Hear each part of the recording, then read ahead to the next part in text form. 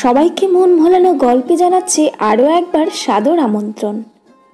আজকের নিবেদন নারায়ণ গঙ্গোপাধ্যায়ের দাম। আশা করছি পুরো গল্পটা শুনবেন, আর গল্প শুনে ভালো লাগলে বন্ধুবান্ধব এবং আত্মীয় স্বজনদের সাথে শেয়ার করতে পারেন। তাহলে আর দেরি না করে চলে যাচ্ছি আজকের গল্পে। আর চ্যানেলটা সাবস্ক্রাইব করে না থাকলে কিন্তু ঝট করে চ্যানেলটা সাবস্ক্রাইব করে বেল বাটনটি ক্লিক করে আমার পাশে থাকবেন।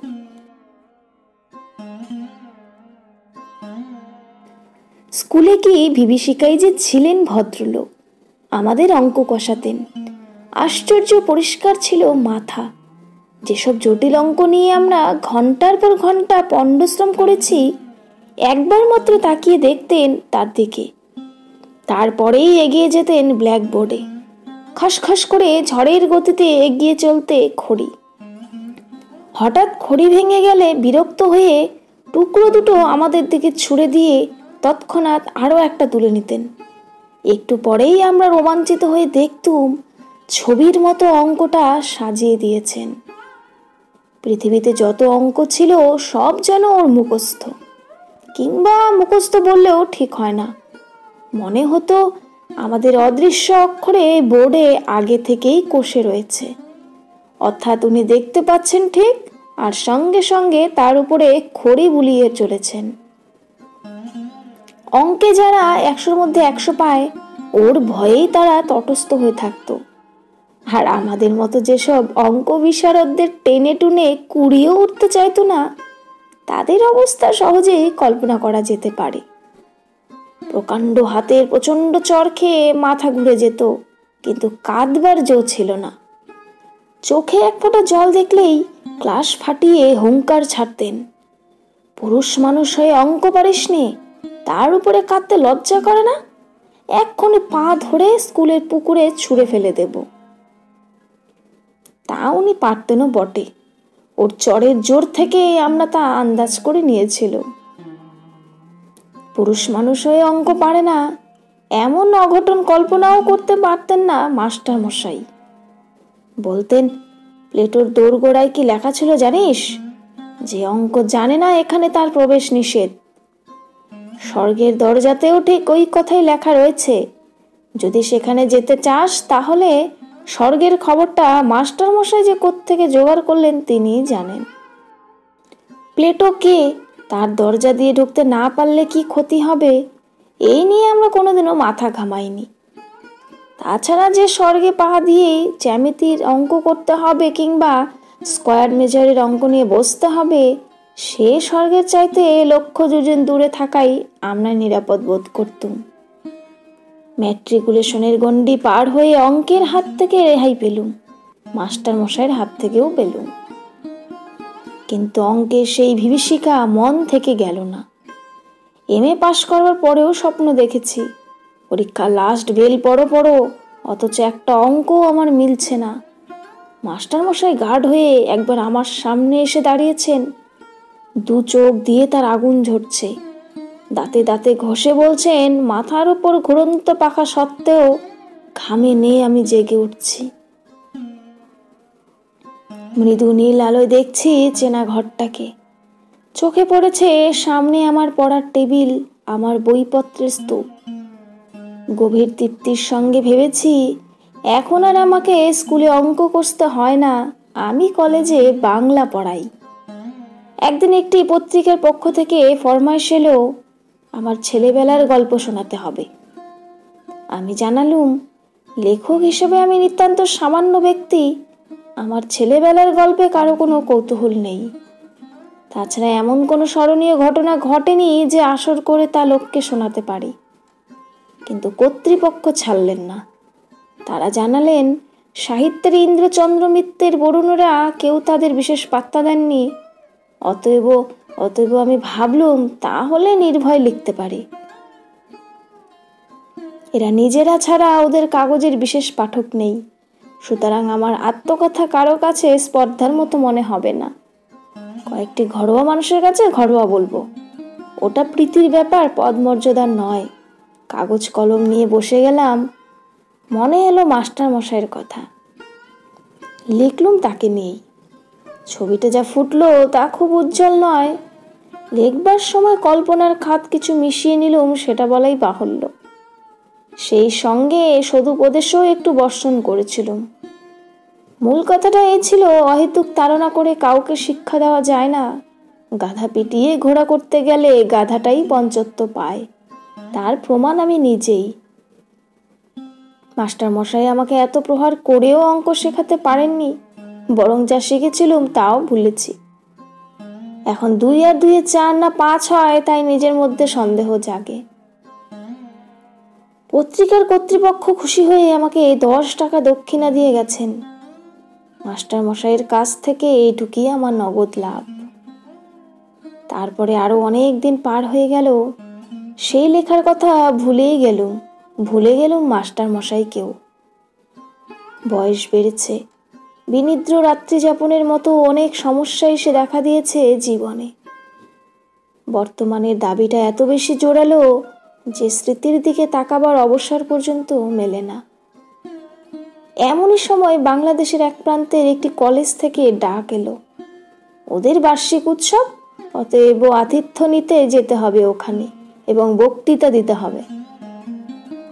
এইসব উপলক্ষে বিনা পয়সায় বেড়ানো যায়, তাছাড়া কলকাতা থেকে কেউ বাইরে গেলেই তার রাজোচিত সম্বর্ধনা মেলে। এখানকার চড়ুই পাখিও সেখানে রাজহংসের সম্মান পায়। কলকাতা থেকে দূরত্বটা যত বেশি হয়, আমাদের মতো নগণ্যের পক্ষে ততটাই সুখবহ। আমিও সুযোগটা ছাড়তে পারলুম না। গিয়ে পৌঁছতে চা খাবার আতিথেও তার উচ্ছ্বাস।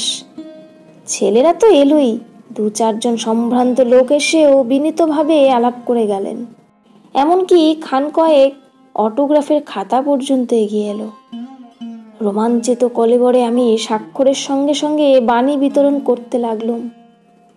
ব্যক্তি হিসেবে আমি যে এত মূল্যবান, এর আগে কে ভেবেছিল সে কথা। সভায় জাকিয়ে বক্তৃতা করা হলো। রবীন্দ্রনাথ থেকে 12টা উদ্ধৃতি দিলুম, কার একটা ইংরেজি কোটেশন চালিয়ে দিলুম বের্নার্ড শর নামে। শেষে দেশের তরুণদের নিদারুণভাবে জাগ্রত হতে বলে যখন টেবিলে একটা প্রকাণ্ড কিল মেরে বক্তৃতা শেষ করলুম, তখন অল্পের জন্য ফুলদানিটা রক্ষে পেল। আর হল ফাটানো হাততালিতে কান বন্ধ হওয়ার জো। বুড়ো প্রিন্সিপাল পর্যন্ত মুগ্ধ হয়ে আমাকে বললেন, ভারী চমৎকার বলেছেন আপনি, যেমন সারগর্ভ তেমনই সুমধুর। আমি বিনীত হাসিতে বললুম, আজ শরীরটা তেমন ভালো নেই, তাই মনের মতো করে বলতে পারলুম না। পাশে দাঁড়িয়ে থাকা ছেলেরা বিস্ময়ে চোখ কপালে তুলল। শরীর ভালো নেই তাতেই এরকম বললেন স্যার? শরীর ভালো থাকলে তো অর্থাৎ প্রলয় হয়ে যেত। আমি উদার মনে হাসলুম, যদিও মনে মনে জানি এই একটি সর্বার্থ সাধক বক্তৃতাই আমার সম্বল। রবীন্দ্র জন্মোৎসব থেকে বন মহোৎসব পর্যন্ত এটাকেই এদিক ওদিক করে চালিয়ে দিই। স্তুতিতে স্ফীত মনে চায়ের পেয়ালায় চুমুক দিয়েছি, এমন সময় একটা ছেলে এসে খবর দিলে এক বড় ভদ্রলোক আমার সঙ্গে দেখা করতে চান। প্রিন্সিপাল বললেন, বেশ তো, ডেকে আনো এখানে। ছেলেটি বললে তিনি আসতে চাইছেন না, বাইরে মাঠে দাঁড়িয়ে রয়েছেন। আমার বক্তৃতায় নিশ্চয় কেউ অভিভূত হয়েছেন, আমাকে অভিনন্দন জানাবেন। এই অভিজ্ঞতা আগেও হয়েছে। সুতরাং দাক্ষিণ্য পুলকিত চিত্তে আমি বললুম, আচ্ছা চলো, আমি যাচ্ছি। হলের বাইরে ছোট একটা মাঠ, তরল অন্ধকারে ঢাকা। অত আলো থেকে বেরিয়ে এসে প্রথমে ভালো করে কিছু দেখতেই পেলুম না। তারপরে চোখে পড়ল মানুষটিকে। কুঁজো লম্বা চেহারা, মাথার সাদা চুলগুলি চিকমিক করছে। ডাকলেন, সুকুমার। আমি চমকে উঠলুম। এখানে কেউ আমার নাম ধরে রাখতে পারে সেটা যেমন আশ্চর্য, তার চেয়েও আশ্চর্য ওই গলার স্বর। আমার মনটাকে অদ্ভুতভাবে দুলিয়ে দিল। স্মৃতির অন্ধকার থেকে একটা ভয়ের মৃদু শিহরণ আমার বুকের ভেতর দিয়ে বয়ে গেল। আমাকে চিনতে পারছো না সুকুমার? চিনেছি। ভয় পাওয়ার অর্থটাও বুঝতেও আর বাকি নেই। এই ডাক শুনে ছেলেবেলায় বহুদিন আমার গায়ের রক্ত হিম হয়ে এসেছে। জানি এখনই একটা ভয়ঙ্কর চড় আমার পিঠের ওপর নেমে আসবে। সেই ভয়টার কঙ্কাল লুকিয়েছিল মনের চোরা কুঠুরিতে। ওই স্বর বিদ্যুতের আলোর মতো তাকে উদ্ভাসিত করে তুলেছে। আমার মাথা তখনই ওর পায়ে নেমে এলো। মাস্টার মশাই, আপনি? মাস্টার মশাই বললেন, বেঁচে থাকো বাবা, যশস্বী হও। রিটায়ার করার পর এখানে এসেই মাথা গুজেছি, বাড়ি থেকে বেরোই না। আজ তুমি বক্তৃতা করবে শুনে ছুটে এসেছি। খুব ভালো বলেছো সুকুমার, খুব খুশি হয়েছি। কিন্তু আমি খুশি হতে পারলাম না। বিজ্ঞানের ছাত্র ছিলেন মাস্টার মশাই, বুদ্ধিতে ছুরির ফলার মতো ঝকঝক করত চোখ। আজ আমার বক্তৃতার ফাঁপা ফানুস দিয়ে যদি ওকে ভোলাতে পেরে থাকি, তাহলে সেটা আমার কৃতিত্বে নয়, ওর মনেরও বয়স বেড়েছে বলে। অপরাধীদের মতো চালুম না স্যার। আপনার সামনে মাস্টার মশাই আমাকে কিছুই বলতে দিলেন না। তোমরাই তো আমাদের গর্ব, আমাদের পরিচয়। কিছুই দিতে পারিনি, খালি শাসন করেছে আর পীড়ন করেছে। বলতে বলতে জামার পকেট থেকে বের করলেন শতচ্ছিন্ন এক জীর্ণ পত্রিকা। একদিন আমার ছেলে এইটা এনে আমাকে দেখালে। পড়ে আনন্দে আমার চোখে জল এলো। কত কাল হয়ে গেল, তবু সুকুমার আমাকে মনে রেখেছে, আমাকে নিয়ে গল্প লিখেছে। সকলকে লেখা আমি দেখাই, বলি দেখো আমার ছাত্র আমাকে অমর করে দিয়েছে। মুহূর্তে আমার জিভ শুকিয়ে গেল। লজ্জায় আত্মগ্লানিতে আমার মাটিতে মিশে যেতে ইচ্ছা করলো। একটা কিছু বলতে চেষ্টা করলুম, কিন্তু মুখে কথা ফুটলো না। মাস্টার মশাইয়ের গলা ধরে এসেছিল। একটু চুপ করে থেকে বললেন, কি যে আমার আনন্দ হয়েছে সুকুমার, কি বলবো তোমায়। তোমার এই লেখাটা সবসময় আমার সঙ্গে সঙ্গে থাকে। দু একজন বলে, যেমন ধরে ধরে মারতেন তেমনই বেশ শুনিয়ে দিয়েছে আপনাকে। আমি বলি, শোনাবে কেন, কত শ্রদ্ধা নিয়ে লিখেছে। আর সত্যিই তো, অন্যায় যদি করেই থাকি, ওরা ছাত্র, ওরা সন্তান, বড় হলে সে অন্যায় আমার শুধরে দেবে বই কি। জানো সুকুমার, আনন্দে তোমাকে আমি একটা চিঠিও লিখেছিলুম, কিন্তু পাঠাতে সাহস হয়নি। তোমরা এখন বড় হয়ে গেছো, এখন আর বলতে পারলেন না। আবছা আলোটায় এখন অভ্যস্ত হয়ে উঠেছিল। দেখলুম মাস্টার মশাইয়ের চোখ দিয়ে জল পড়ছে। মনে হলো স্নেহ মমতা ক্ষমার এক মহাসমুদ্রের ধারে এসে দাঁড়িয়েছি। সেই স্নেহ কোটি মণিমাণিক্য দিয়ে যার পরিমাপ হয় না, সেই মমতা যার দাম সংসারের সব ঐশ্বর্যের চাইতে বেশি, সেই ক্ষমা কুবেরের ভাণ্ডারকে ধরে দিয়েও যা পাওয়া যায় না।